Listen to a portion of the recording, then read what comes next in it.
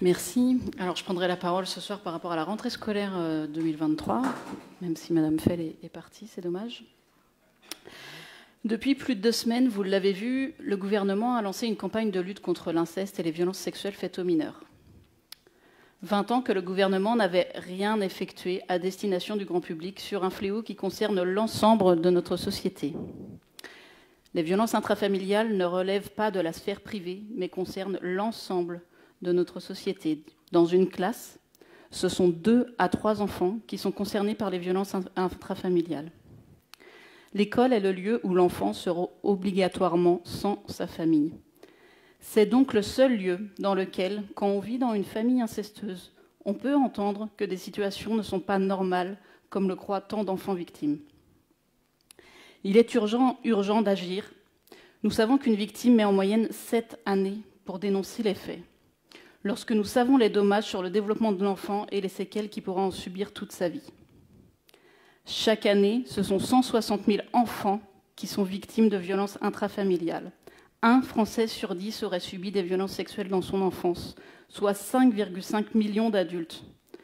Les violences intrafamiliales, c'est une intervention de la police toutes les 30 minutes en France. Toutes les 3 minutes, un enfant est victime d'inceste, de viol ou d'agression sexuelle. Toutes les 3 minutes. Malgré cette réalité, ces chiffres incroyables, au-delà d'un dispositif de sensibilisation, nous manquons encore cruellement de plans d'action. Les besoins sont grands et les responsabilités doivent être prises par toutes les parties prenantes, dont les villes qui ont la charge des écoles.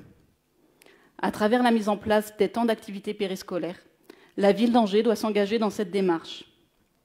D'une part, en formant l'ensemble de ses équipes au recueil de la parole de l'enfant et à son accompagnement. En créant également des lieux sécurisés afin que les enfants qui souhaitent venir déposer une parole s'y sentent bien accueillis. Notre collectivité a un rôle majeur de prévention.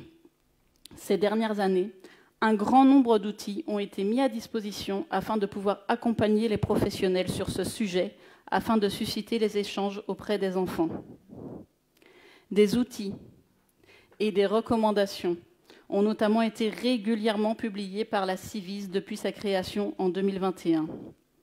La Ciivise, commission indépendante sur l'inceste et les violences sexuelles faites aux enfants, dont les objectifs sont de connaître et faire connaître l'ampleur des violences sexuelles faites aux enfants et leurs mécanismes et y sensibiliser la société, afin que les professionnels au contact des enfants, et de formuler des recommandations pour renforcer la culture de la prévention et de la protection dans les politiques publiques. En 2 ans, de septembre 2021 à septembre 2023, elle a reçu presque 27 000 témoignages, autrement dit 37 témoignages tous les jours depuis 2 années. Cette commission n'avait pas vocation à être pérenne, mais malheureusement, elle a rempli un vide béant. Notamment en reconnaissant la parole des victimes. Cette instance doit continuer ses missions. Comme des milliers de personnes, je milite pour le maintien de cette commission et je fais le souhait que notre collectivité s'engage publiquement pour le maintien de cette commission et pourquoi pas qu'elle appelle les autres collectivités à le faire également. Car il faut définitivement sortir de l'isolement des victimes et du secret qui entoure l'inceste. J'ai confiance dans notre collectivité pour s'engager dans cette démarche. Je souligne ici la tenue de la caravane de la lutte contre les violences sexuelles faites aux enfants il y a quelques jours grâce à l'engagement de notre ville.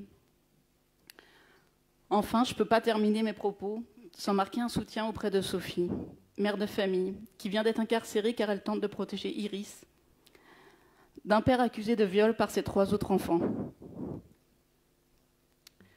Merci à vous d'avoir pris 3 minutes de votre temps pour m'écouter.